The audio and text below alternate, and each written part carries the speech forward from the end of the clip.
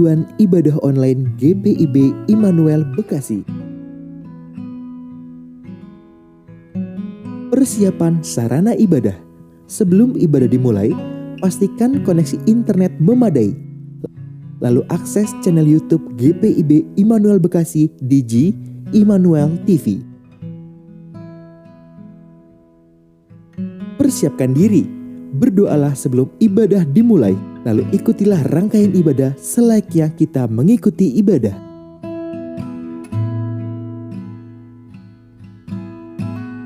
Bila memungkinkan, ajaklah sanak keluarga Anda untuk mengikuti ibadah bersama-sama agar terciptanya suasana persekutuan. Demikianlah panduan ibadah online GPIB Immanuel Bekasi. Selamat beribadah, Tuhan Yesus memberkati.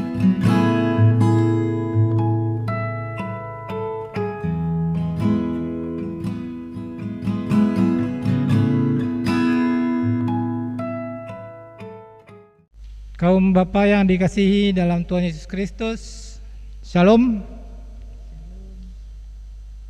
Kita akan melaksanakan ibadah pelayanan kategori persekutuan kaum Bapa. Kita akan mengawali dengan menyanyikan Mars Pelkat PKB. Saya mengundang Bapak-bapak dikasih Tuhan untuk berdiri dan menyanyikan bersama-sama.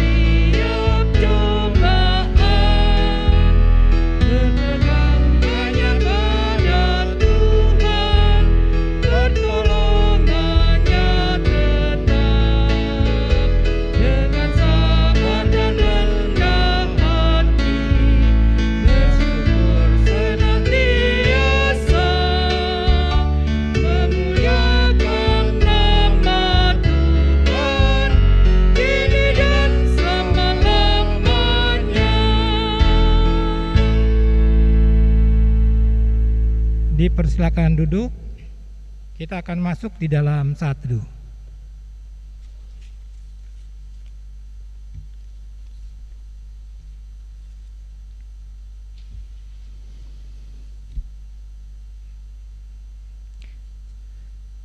Allah Maha Kuasa, sumber sukacita, telah menyatakan kuasa-Nya lewat berbagai peristiwa dalam hidup kita.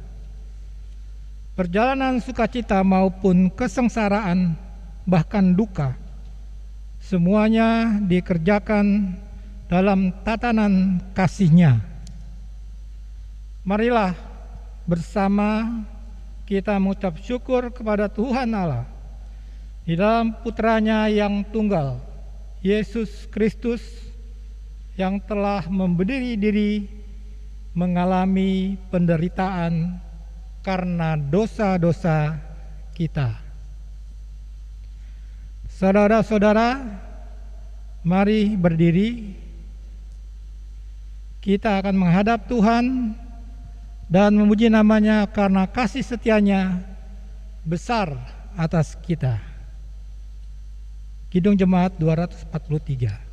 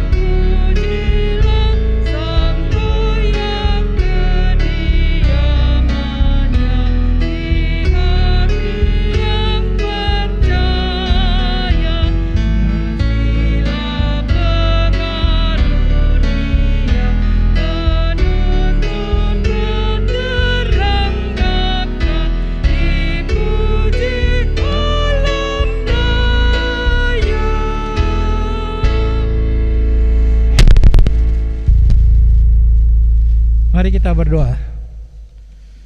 Bapa yang Maha Kuasa, sukacita sudah Engkau berikan bagi kami di dalam kehidupan kami sehingga kami boleh ada sebagaimana ada pada saat ini. Biarlah ya Tuhan, di dalam sukacita juga kami akan memberikan ibadah kami dari awal sampai akhir di dalam kemuliaan nama Tuhan. Terpujilah nama-Mu Kau sampai selama-lamanya. Amin. Silakan duduk. Kita akan menyambut firman Tuhan dari Kidung Jemaat 64 bait pertama dan kedua, Bila Kulihat Bintang Gemerlapan.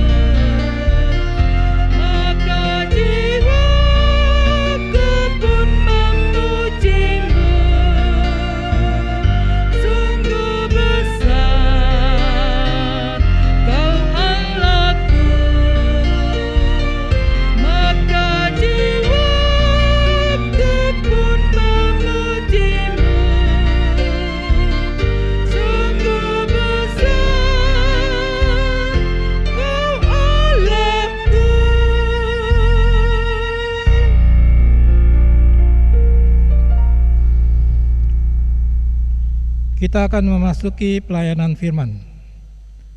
Untuk itu, jemaat Tuhan, mari kita berdoa, mohon bimbingan Roh Kudus untuk pembacaan dan pemberitaan firman Tuhan. Kita berdoa. Bapa yang Maha Pengasih dan Penyayang, Tuhan yang Maha Kuasa, yang sudah menguasai kehidupan kami umat-Mu orang percaya. Sebentar kami akan mendengarkan firman-Mu yang kudus dari kitab 1 Raja-Raja. Biarlah ya Tuhan, Engkau kuasai hati dan pikiran kami, bahkan ruangan di sekitar kami berada, agar kami boleh mendengarkan firman-Mu dan memahami makna firman Tuhan yang akan kami dengar, agar menjadi pedoman bagi kehidupan kami bersama keluarga kami. Terima kasih ya Tuhan. Amin. Jemaat, mari kita berdiri.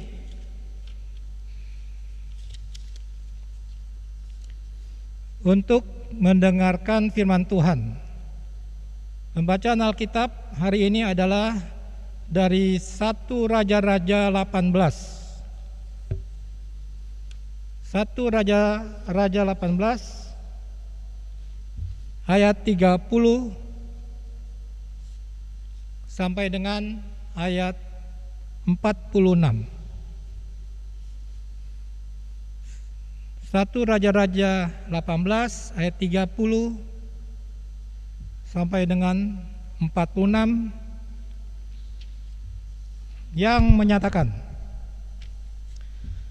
kata Elia kepada seluruh rakyat itu, datanglah dekat kepadaku.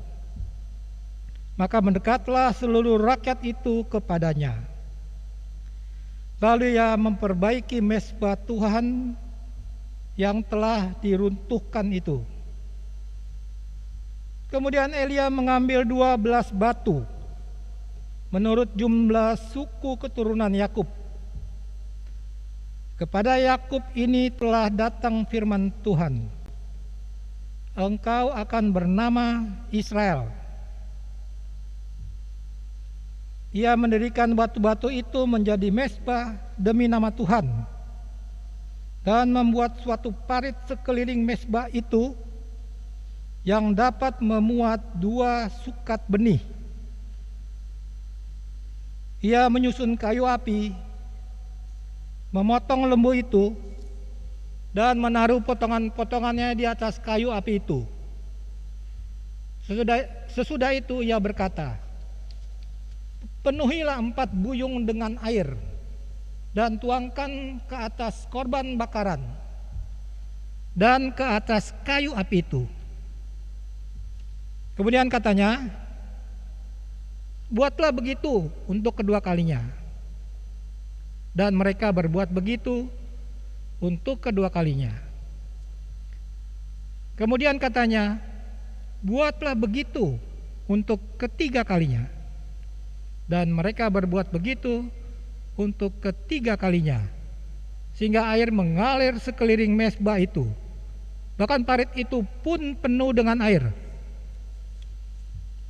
Kemudian pada waktu mempersembahkan korban petang, tampillah Nabi Elia dan berkata, ya Tuhan Allah Abraham, Ishak dan Israel, pada hari ini biarlah diketahui orang bahwa engkaulah Allah di tengah-tengah Israel, dan bahwa aku ini hambamu, dan bahwa atas firman-Mu lah aku melakukan segala perkara ini. Jawablah aku, ya Tuhan, jawablah aku, supaya bangsa ini mengetahui bahwa engkaulah Allah, ya Tuhan, dan engkaulah yang membuat hati mereka tobat kembali. Lalu turunlah api Tuhan menyambar habis korban bakaran, kayu api, batu dan tanah itu. Bahkan air yang dalam parit itu habis dijilatnya. Ketika seluruh rakyat melihat kejadian itu, sujudlah mereka serta berkata, Tuhan, dialah Allah. Tuhan, dialah Allah. Kata Elia kepada mereka, tangkaplah nabi-nabi Baal itu. Seorang pun dari mereka tidak boleh luput. Setelah ditangkap, Elia membawa mereka ke sungai Kison dan menyembelih mereka di sana. Kemudian berkatalah Elia kepada Ahab, pergilah, makanlah dan minumlah, sebab bunyi derau hujan sudah kedengaran. Lalu Ahab pergi untuk makan dan minum. Tetapi Elia naik ke puncak gunung Karmel. Lalu ia membungkuk ke tanah dengan mukanya di antara kedua lututnya.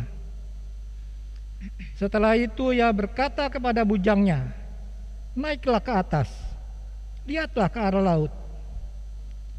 Bujang itu naik ke atas.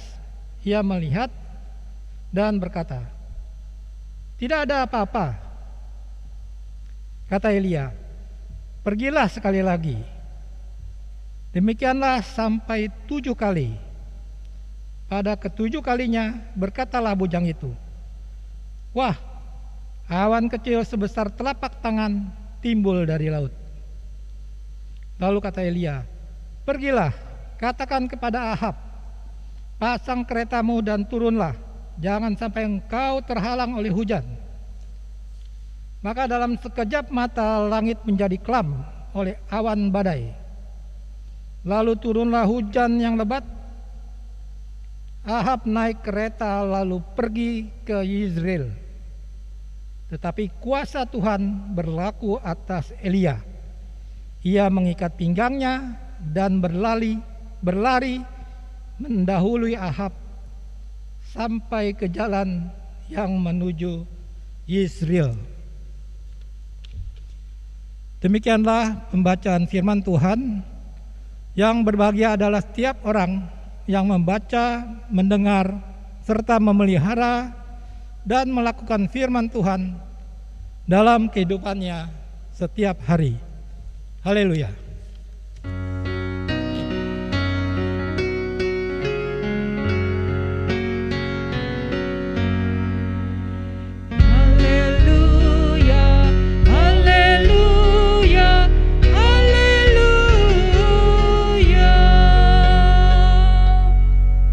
Silakan duduk. Kaum Bapa yang dikasihi Tuhan, Shalom. Hal yang berlatar belakangi dalam bacaan kita adalah adanya dua tokoh besar dalam perikop kita ini. Yang pertama yang bernama Raja Ahab. Bernama Ahab, dia seorang raja Israel yang bagian utara. Kalau bagian selatan itu Yehuda. Dan yang kedua adalah Nabi Elia.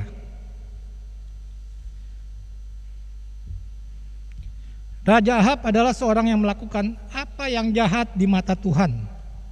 Bahkan dalam 1 Raja-Raja 16 ayat 30 dikatakan bahwa kejahatannya lebih daripada semua orang yang mendahuluinya. Jadi bayangkan,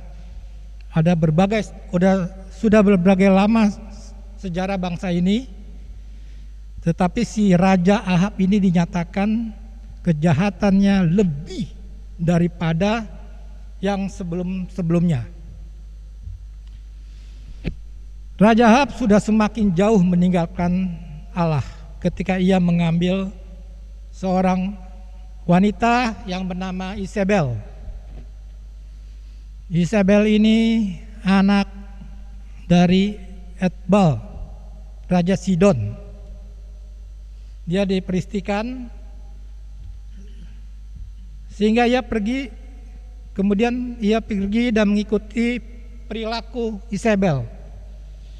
Dan yang paling berbahaya ternyata Isabel beribadah bukan kepada Allah Israel tetapi kepada Baal. Bahkan sampai membuat mezbah untuk Baal. Hal ini membuat Allah sakit hati dan mendatangkan kekeringan sebagai hukuman atas Israel. Dan pada saat itu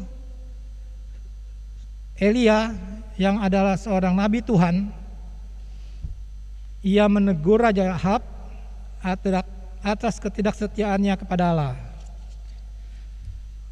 Akibat dari ketidaksetiaan Raja Ahab ini melahirkanlah sebuah malapetaka dari Tuhan kepada seluruh Israel Utara, yaitu berupa hukuman kekeringan selama 3 tahun. 3 tahun. Bisa dibayangkan kalau kita aja 1 tahun mengalami musim panas, begitu susahnya air keluar, rasanya kita kalang kabut besar. Apalagi ini 3 tahun.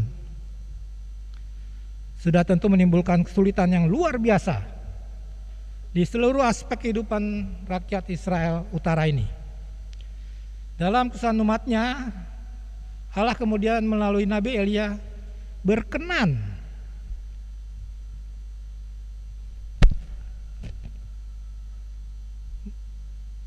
memulihkan kemurkaan Tuhan. Karena sebelumnya dalam 1 Raja 18 ayat 1, Tuhan katakan, pergilah perlihatkan dirimu kepada Ahab, sebab aku hendak memberi hujan ke atas muka bumi. Ya, kira-kira seperti air bah.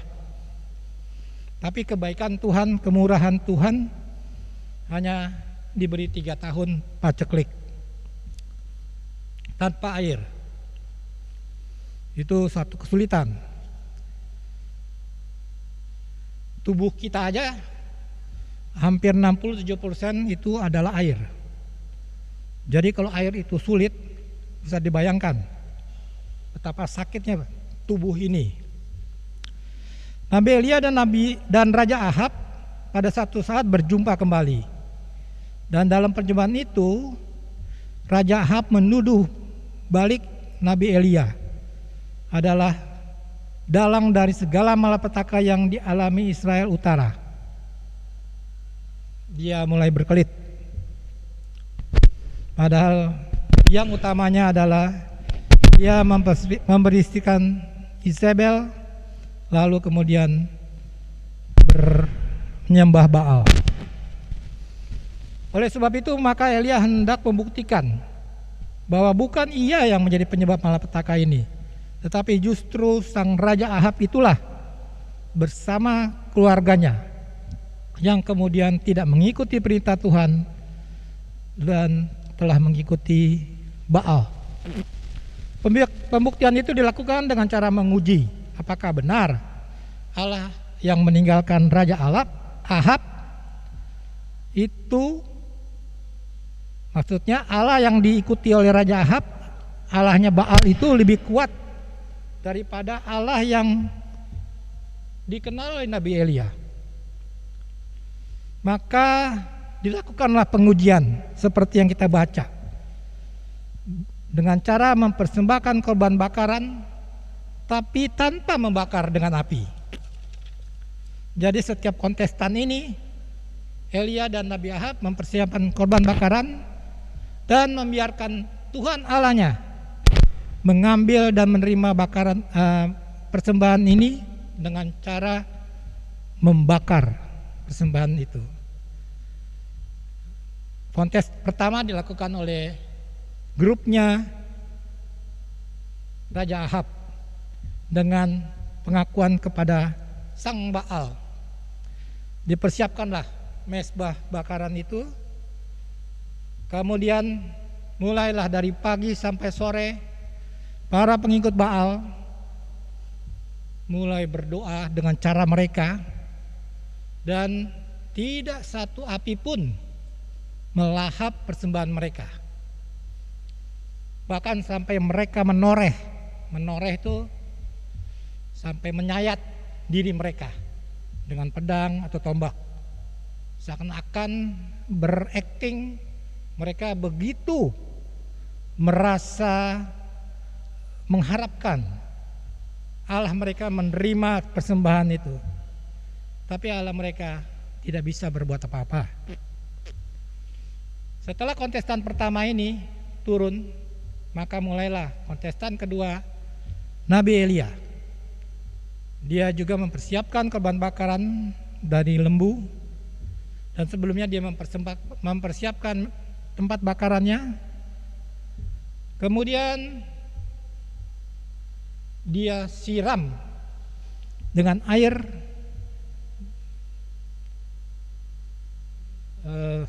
korban bakaran itu sampai 3 kali, sehingga air itu bukan hanya membasahi korban bakaran ataupun kayu bakar, tetapi juga bahkan di sekelilingnya. Bahkan parit yang dibuat Nabi Elia di sekeliling tempat mezbah pun penuh dengan air. Kemudian setelah itu Elia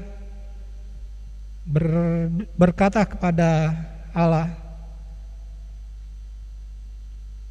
dikatakan, sebab itu apakah yang akan kita katakan tentang semuanya itu? Jika Allah di pihak kita, siapakah yang akan melawan kita? Maka seperti kita baca juga di dalam ayat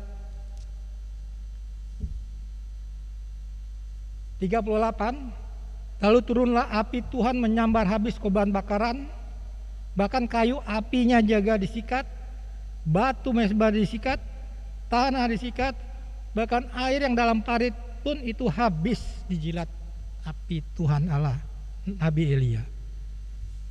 Maka takluklah rakyat Israel Utara ini. Orang yang dulunya mengenal Allah kemudian beralih kepada Nabi Baal. Sehingga Nabi Elia memerintahkan pemusnahan bagi para nabi palsu ini, Nabi Baal, dan mereka menghabiskan para nabi-nabi palsu ini. Tetapi masih lagi Nabi Elia mendapatkan kuasa Allah yang kedua. Ya, seperti yang dikatakan di dalam ayat ke-41 sampai 46, ada dua lagi mujizat yang Nabi Elia terima dari Allah, yaitu Nabi Elia kepada Raja Ahab itu mengatakan kuasa Allah atas semesta alam ini akan ada hujan. Meskipun pada saat itu tidak ada tanda-tanda hujan. Tetapi sang bujang Elia akhirnya membuktikan bahwa ada awan badai yang akan turun karena ada sebesar awan sebesar telapak tangan, ya, ayat 44 katakan itu keluar timbul dari laut. Itu tanda-tanda hujan. Jadi tadinya tidak ada hujan, tahu-taunya hujan itu datang. Itulah kuasa kedua yang terjadi pada peristiwa itu.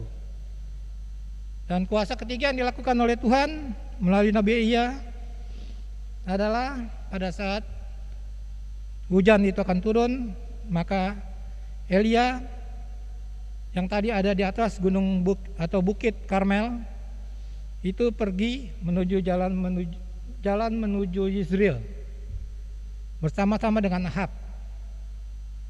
Tetapi Ahab naik kuda, Nabi Elia hanya berjalan kaki. Tetapi faktanya Nabi Elia mendapat bantuan dari Allah. Ia sampai duluan ke jalan menuju kota Yizreel itu.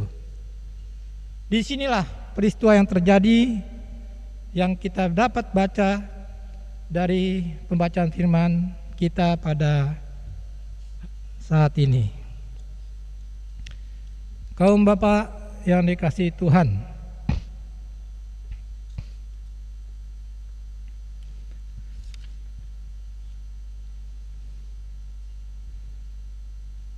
jadi kemenangan orang percaya itu tidak ditentukan oleh berapa lama ia menjadi orang Kristen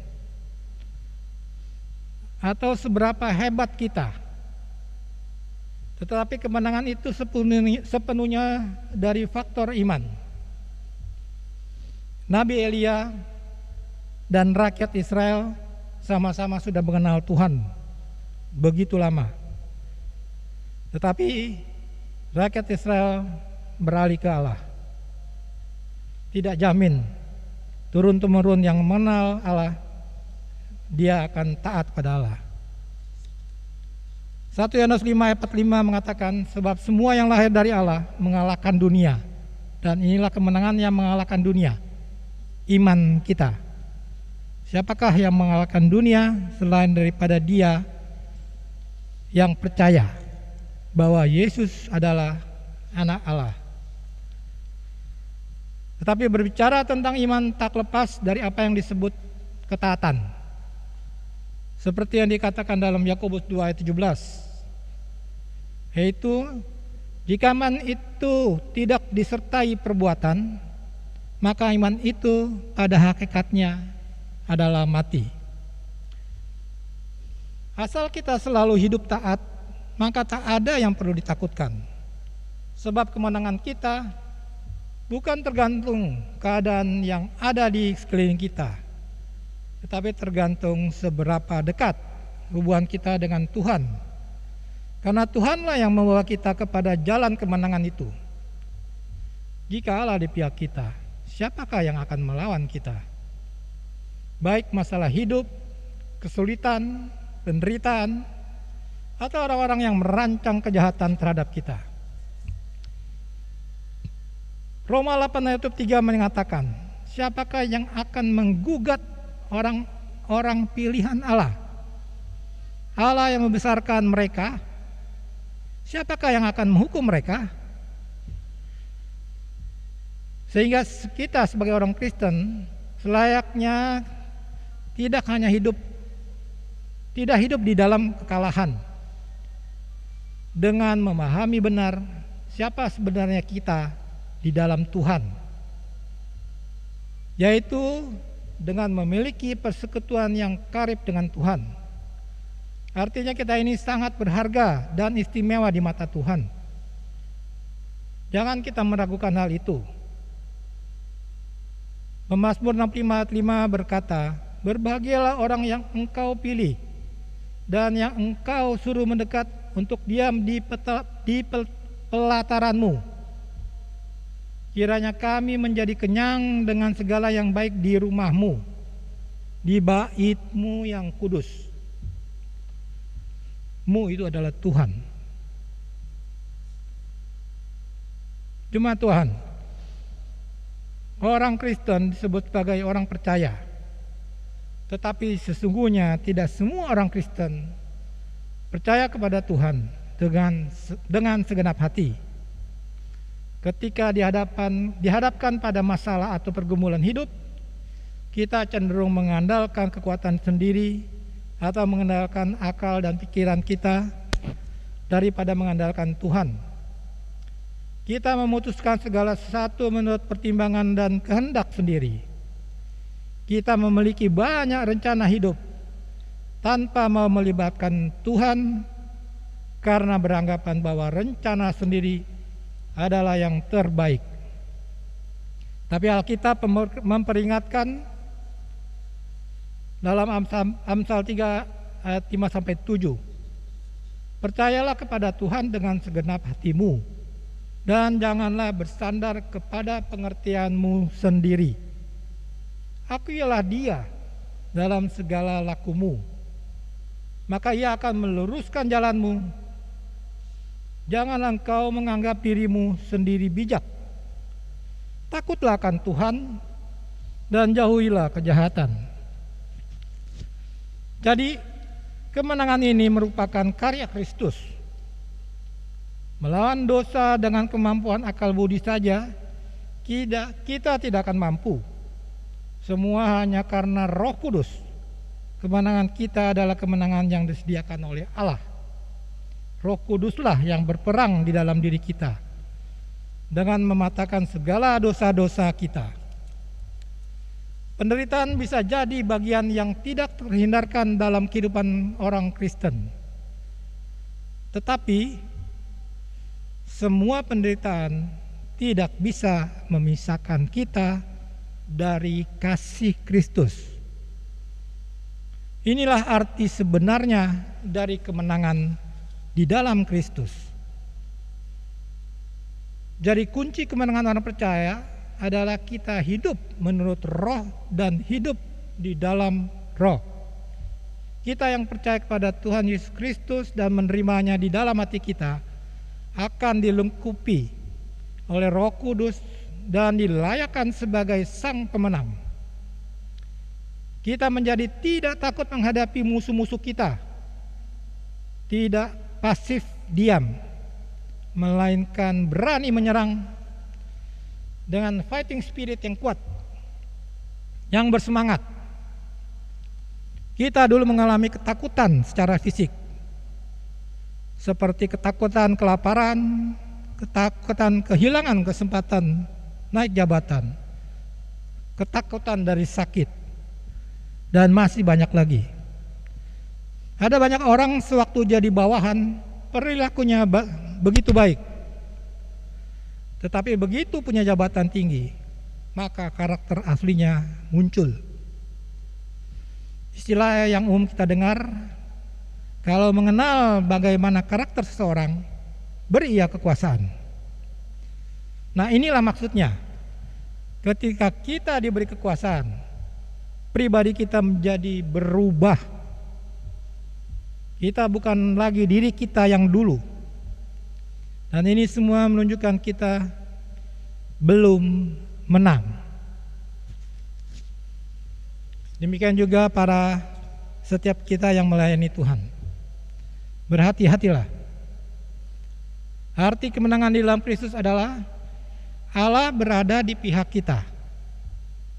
Itulah makna kemenangan di dalam Kristus.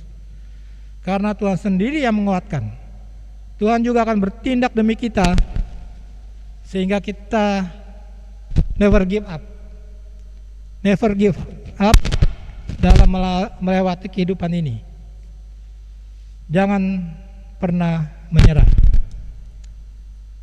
Sumber kekuatan itu hanya dari Tuhan Yesus. Pasti ada kebaikan di balik sesuatu yang membuat kita sulit.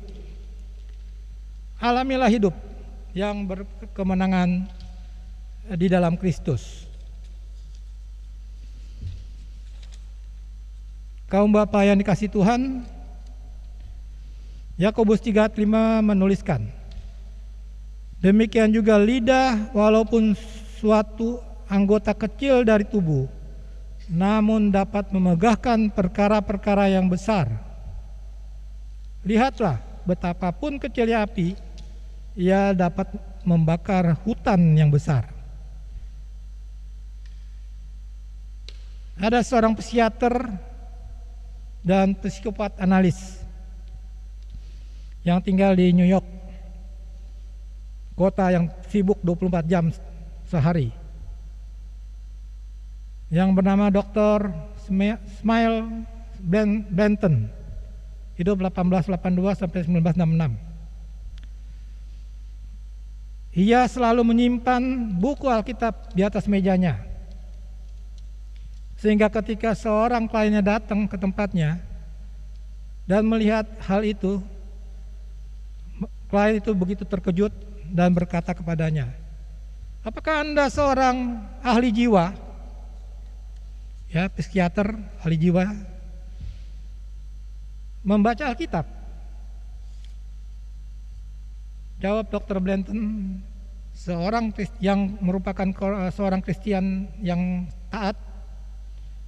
Dia katakan, saya tidak hanya membaca Alkitab, tetapi juga mempelajarinya. Jika orang-orang bersedia menyerap pesannya, maka banyak ahli jiwa yang akan kehilangan pekerjaan.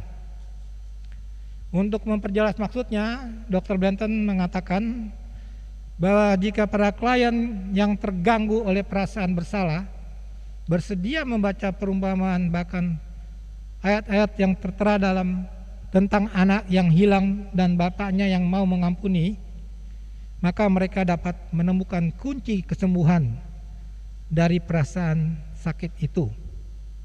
Seperti tertera dalam Lukas 15 ayat 11 sampai 32.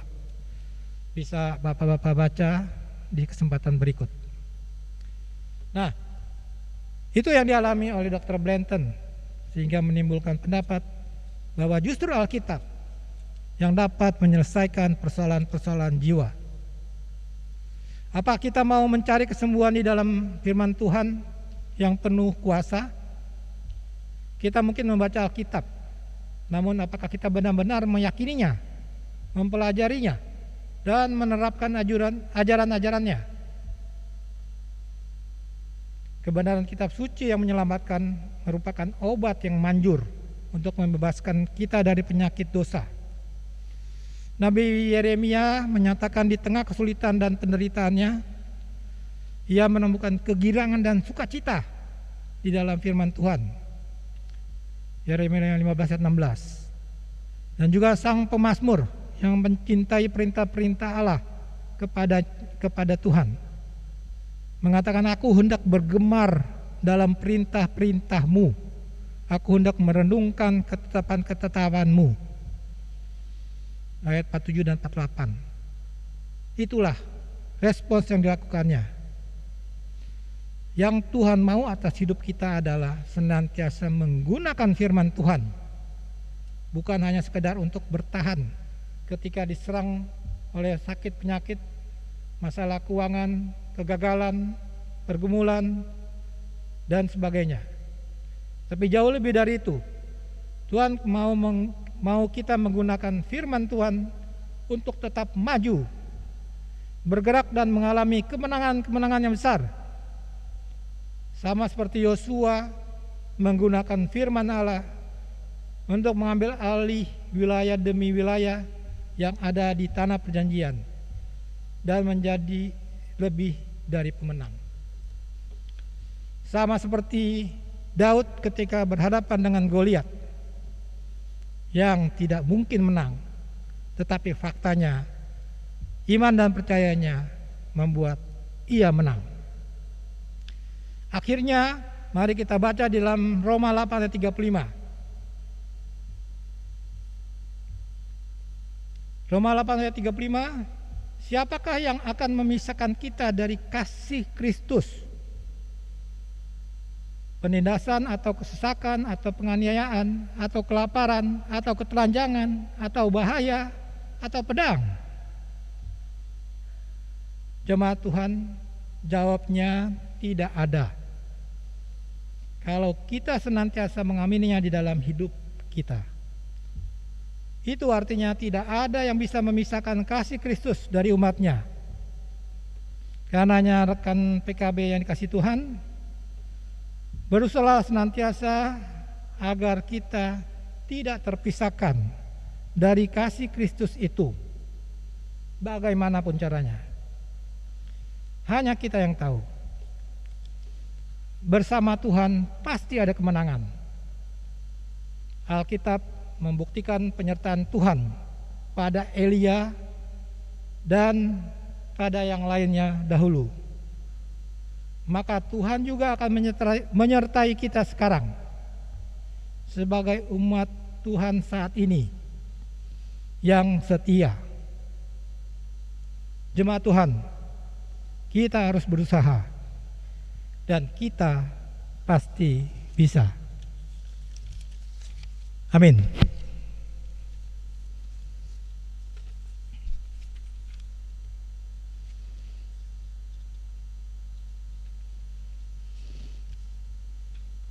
Kita akan menjawab jawaban umat dari firman Tuhan tadi dengan menyanyikan Kidung Jemaat 388 bait pertama dan 2, Selamat di Tangan Yesus.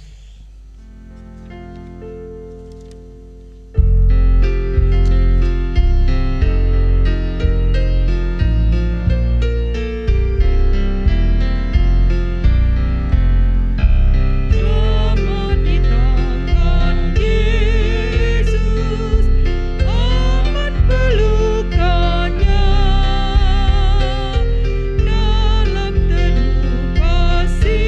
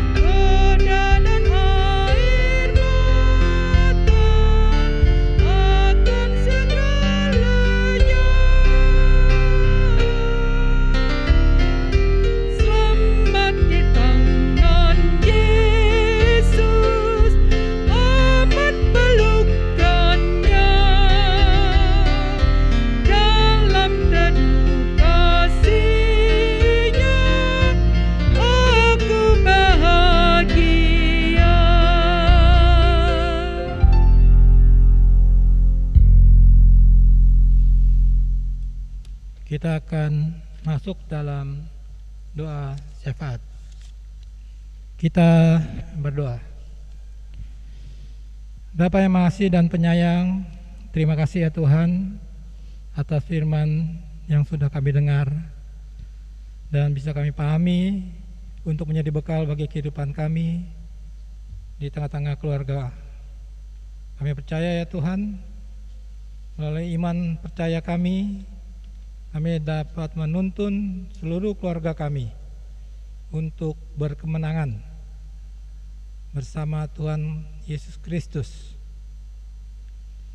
Tuhan yang sudah menjalin kasih bagi umat-Nya, kami yang percaya kepadanya. Biarlah kasih Tuhan itu tidak terlepas bagi kami dan tidak kami lepas untuk hal-hal yang tidak memberikan manfaat bagi kehidupan kami, untuk mengasihi Tuhan dan mengasihi sesama seperti yang Engkau inginkan. Terima kasih ya Tuhan atas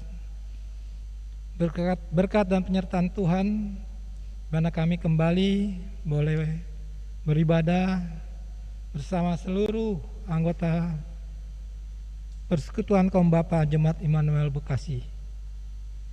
Biarlah ya Tuhan kesempatan indah ini menguatkan kami, baik di dalam persekutuan sebagai jemaat Tuhan, maupun di dalam setiap perilaku kami, dimanapun kami berada. Tuhan juga menguatkan kami untuk senantiasa melayani Engkau, melalui segala yang sudah Engkau berikan bagi kami ya Tuhan, apapun yang kami bisa, agar kemuliaan Tuhan dikenal dan diketahui bagi orang lain yang membutuhkannya ya Tuhan. Bapa dalam surga, kami juga mau berdoa ya Tuhan bagi bangsa dan negara kami. Tuhan berkati, baik dari pemerintahan tertinggi, Bapak Presiden, Wakil Presiden, seluruh para pembantu, seluruh aparat, seluruh petugas, bahkan sampai ke tingkat pimpinan RW, RT. Tuhan berkati. Demikian juga di lingkungan kami ya Tuhan, agar para pemangku jabatan ini dapat menjalankan seluruh tugas jabatannya dengan baik dan benar, dan takut akan Tuhan. Tuhan memperkaya, memperkuat mereka ya Tuhan, supaya segala hal yang mereka perbuat itu untuk kemuliaan Tuhan dan memberikan kesejahteraan bagi bangsa kami. Kami berdoa ya Tuhan bagi program vaksinasi yang terus berlangsung. Biarlah ya Tuhan vaksinasi COVID-19 ini boleh terus mencapai kondisi herd immunity yang diharapkan, baik di lingkungan kami maupun di dimanapun, di tempat di mana umat Tuhan, bahkan seluruh bangsa ini berada ya Tuhan, sehingga kami sebagai bangsa dapat meningkatkan kemampuan kami menghadapi pandemi ini. Terima kasih ya Tuhan. Kami berdoa bagi gereja kami dan pelayanan yang ada di dalamnya. Tuhan berkati, baik dari Ketua Majelis Jemaat, Ibu Pendeta Diana Luban Gaul Kalangit,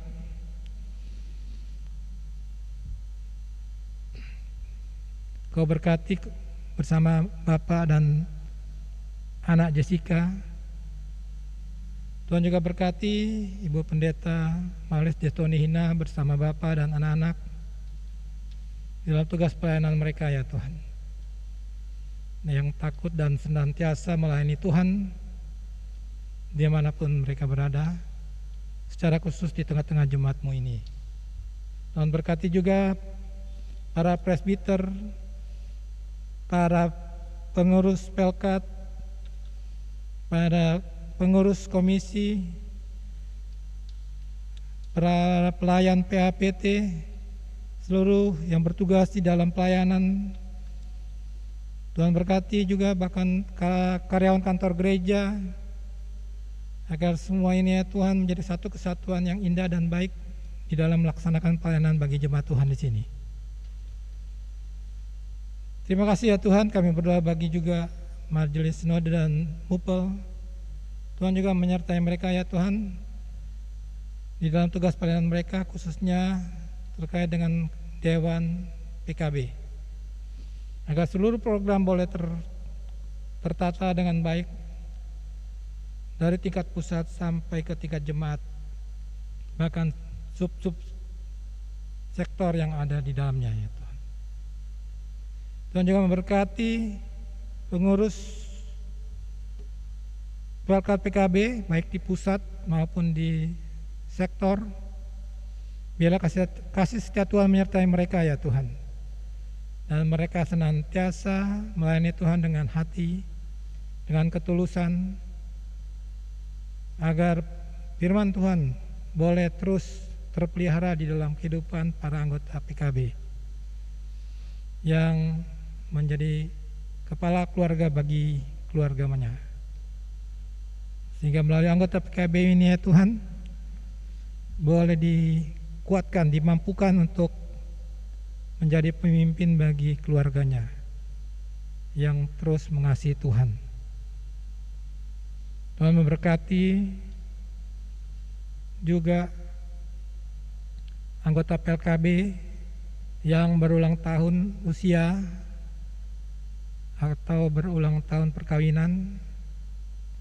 Biarlah ya Tuhan, kebaikan dan kemurahan Tuhan terus menyertai kehidupan mereka ya Tuhan, sehingga mereka boleh mensyukuri atas segala berkat penyertaan yang sudah Engkau berikan bagi mereka. Dan melalui sukacita ini ya Tuhan, mereka boleh terus melayani Engkau, memuliakan Engkau dimanapun mereka berada. Kami juga berdoa ya Tuhan bagi tim streaming Satgas COVID, organis, pemandu lagu, bahkan setiap kami yang ikut melayani Tuhan pada kesempatan ini. Tuhan berkati ya Tuhan, baik kami di sini maupun keluarga kami dimanapun mereka berada. Ya Tuhan, biarlah ibadah ini boleh Kau terima dari awal sampai akhir, hanya di dalam kasih Tuhan bagi kami, dan kami mengasihi Engkau seperti selama ini Engkau sudah berikan bagi kami. Dan biarlah ya Tuhan, di tengah-tengah masa pandemi ini, kami sebagai anggota PLK PKB dapat tetap kuat, dapat tetap beriman, dan dapat tetap berkemenangan, sehingga kasih Tuhan tetap boleh kami terima dengan semakin menguatkan iman percaya kami kepada Engkau. Ya Tuhan, sempurnakanlah doa kami ini yang kami panjatkan hanya di dalam nama Tuhan kami Yesus Kristus yang sudah mengajar kami berdoa. Bapa kami yang di surga, dikuduskanlah nama-Mu. Datanglah kerajaan-Mu, jadilah kehendak-Mu di bumi seperti di surga. Berikanlah kami pada hari ini makanan kami yang secukupnya, dan ampunilah kami akan kesalahan kami, seperti kami juga mengampuni orang yang bersalah kepada kami. Dan janganlah membawa kami ke dalam pencobaan, tapi lepaskanlah kami daripada yang jahat.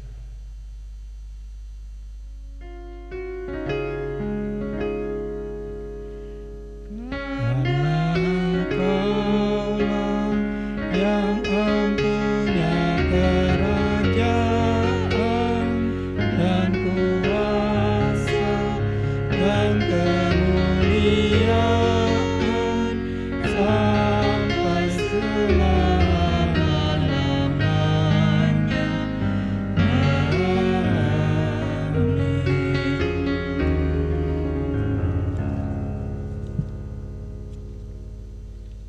Kita akan masuk di dalam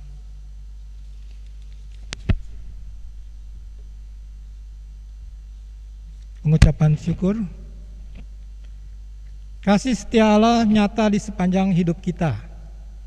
Bila hari ini kita diberi kesempatan untuk memberi syukur, semua itu terjadi karena Allah dalam Yesus Kristus mengajarkan tentang makna memberi.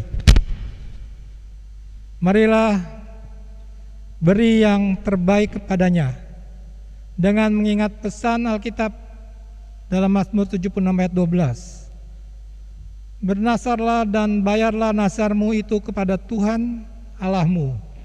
Biarlah semua orang yang dikelilinginya menyampaikan persembahan kepada Dia yang ditakuti. Sampaikan persembahan saudara melalui koordinator sektor atau transfer ke rekening gereja dengan menginformasikan ke nomor WhatsApp 0822 9968 8047 atau melalui persembahan online dengan cara scan QR code yang tertera di layar dan berita Emmanuel dengan menggunakan HP atau gadget langsung dari rumah. Satu QRIS untuk satu nomor rekening, yakni dana pelayanan nomor rekening 00162 41698. Kiranya Allah berkenan atas pemberian kita dan menguduskan persembahan syukur kita kepadanya. Kita nyanyikan Kidung Jemaat 286 bait 1 dan 2, Bumi dan Langit Pujilah.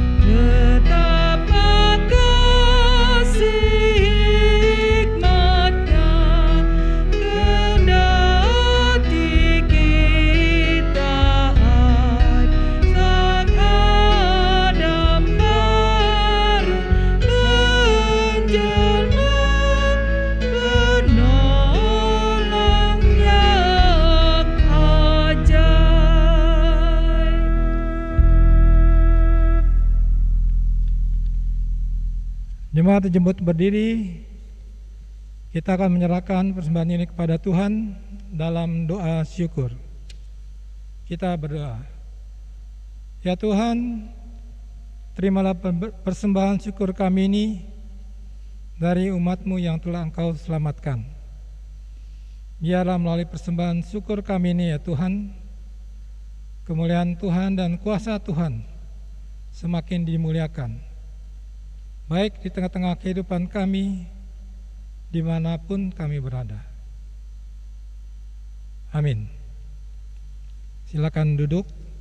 Kita akan lanjutkan dengan pengutusan dari Kidung Jemaat 66 bait pertama dan 2 di gunung dan di lurah.